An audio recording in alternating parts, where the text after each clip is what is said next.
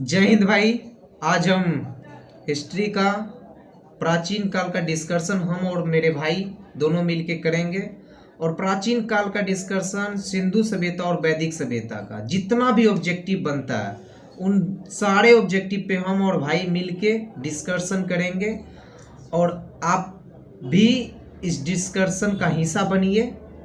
तो पहला क्वेश्चन है, सिंधु सभ्यता कब से कब तक चला, ईस्वी बताइए। सिंधु सभ्यता ईस्वी आपका 2500 ईस्वी पूर्व से लेके 1750 ईस्वी पूर्व। हाँ सही है, 2500 ईसा पूर्व से लेकर 1750 ईसा पूर्व तक। ठीक है। इसकी सिंधु सभ्यता का खोज किसने किया? दयाराम साहनी, और आप राखल दास भी बोल सकते हैं। दयाराम साहनी। सिंधु सभ्यता किस नदी पे है? रावी नदी। रावी नदी, सही है। तो आइए, आपका मतलब सिंधु सभ्यता में सबसे बड़ा स्थल? सिंधु सभ्यता में सबसे बड़ा स्थल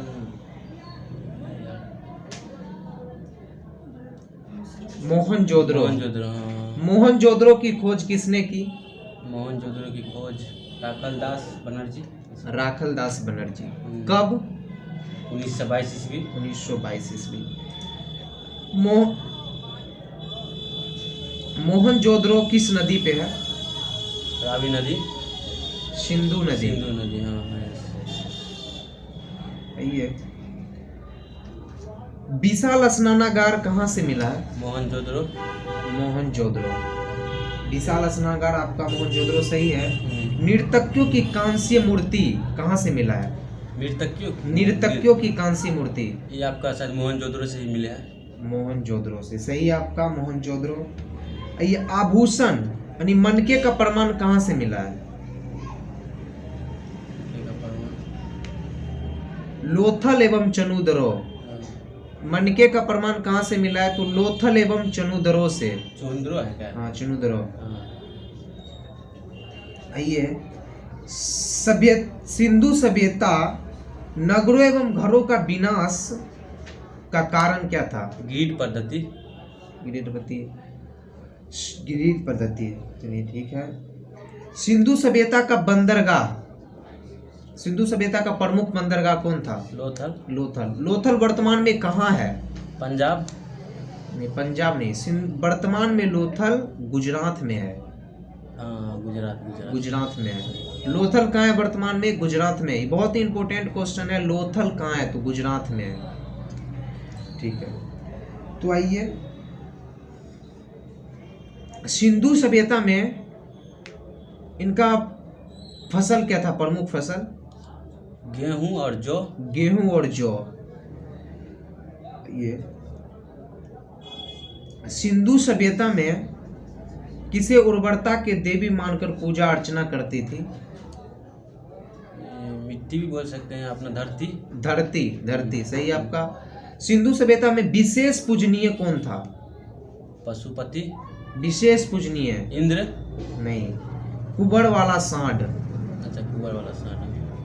हड़प्पा सभ्यता में विशेष पूजनीय कुबड़ वाला सांड था। चलिए, सही है आपका। सिंधु सभ्यता में बर्तन किस मिट्टी से बनाता था? टेराकोटा। नहीं, टेराकोटा होगा ना? वो तो पक्की हुई मिट्टी से तो टेराकोटा हो जाएगा। सिंधु सभ्यता किस कलर का मिट्टी से बर्तन बनाता था? हाँ, रंग लाल रंग होगा इसका। लाल रंग, सही है आपका, लाल रंग। तो आप बताइए, आग से पकी हुई मिट्टी को क्या कहते हैं? आग से पकी हुई मिट्टी को टेराकोटा। सही है आपका, टेराकोटा। आग से पकी हुई मिट्टी को हम क्या कहते हैं? टेराकोटा। सही है आपका। आइए, विनाश का, सिंधु सभ्यता में विनाश का सबसे प्रभावी कारण क्या था? बाढ़ था। सबसे प्रभावी कारण बाढ़ था। तो आइए, सिंधु सभ्यता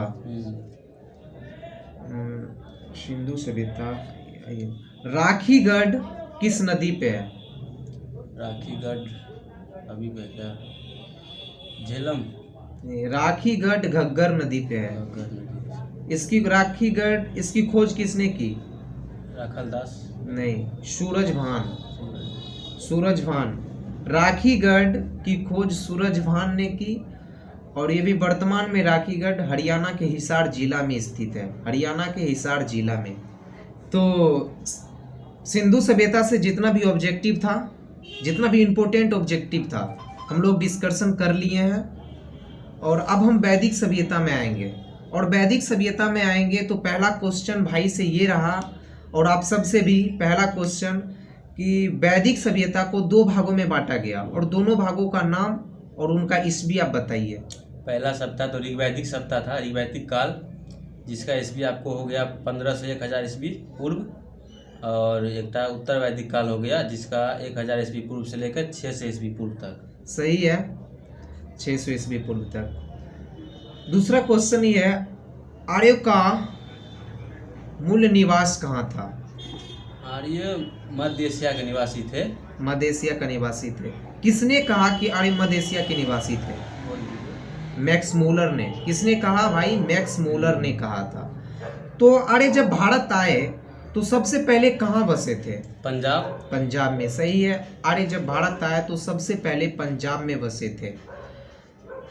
सही है आपका। और आइए, वैदिक सभ्यता का भाषा क्या था? संस्कृत भाषा। संस्कृतिक। सही है आपका, संस्कृतिक। 10 राजाओं का युद्ध ऋग्वेद के कैमे मंडल में है? 9वें मंडल, 7वें मंडल में। क्या? ऋग्वेद के 7वें मंडल में है। 7वें मंडल। सही है, ऋग्वेद के 7वें मंडल में। 10 राजाओं का युद्ध किस नदी पे लड़ा गया था? पुरुष नदी, ऐसे नाम।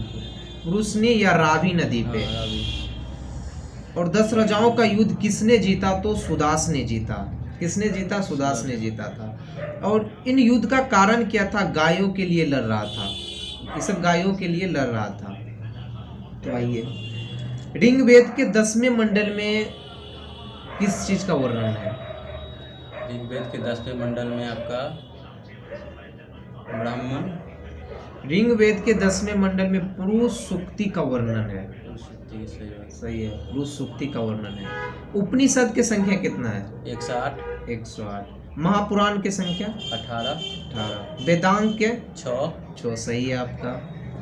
तो आइए, जीवन भर अविवाहित रहने वाला महिला को हम क्या कहते हैं? अमूजा। अमाजू। सही है आपका, अमाजू। आय का जल क्या था? आय का जल सोमरस। सही है आपका, सोमरस।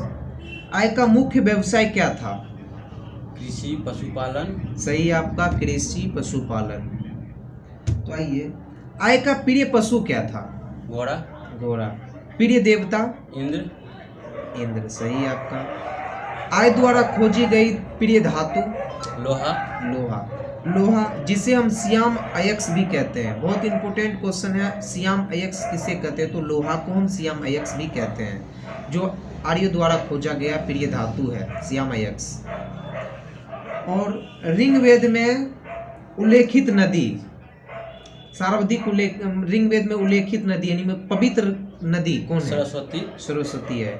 ऋग्वेद में पवित्र नदी सरस्वती है, लेकिन सर्वाधिक बार वर्णन की बात की जाए तो सिंधु का सर्वाधिक बार वर्णन है, लेकिन पवित्र सरस्वती है। उत्तर वैदिक काल में देवता? उत्तर वैदिक काल में प्रजापति। ऋग्वैदिक काल में देवता इंद्र, जबकि उत्तर वैदिक काल में प्रजापति। सही है आपका, बहुत ही इंपॉर्टेंट क्वेश्चन है। उत्तर वैदिक काल में देवता प्रजापति। तो आइए, हम अगला क्वेश्चन, सत्यमेव ज्योति किस उपनिषद से लिया गया? मुंडक उपनिषद। सही है आपका, मुंडको उपनिषद से लिया गया।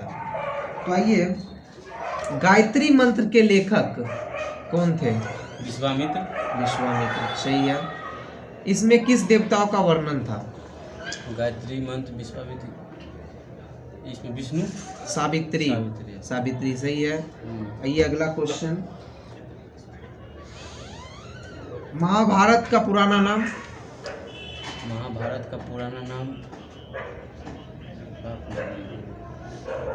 बोलिए। थोड़ा अथी हो रहा है। महाभारत का पुराना नाम जय संहिता था।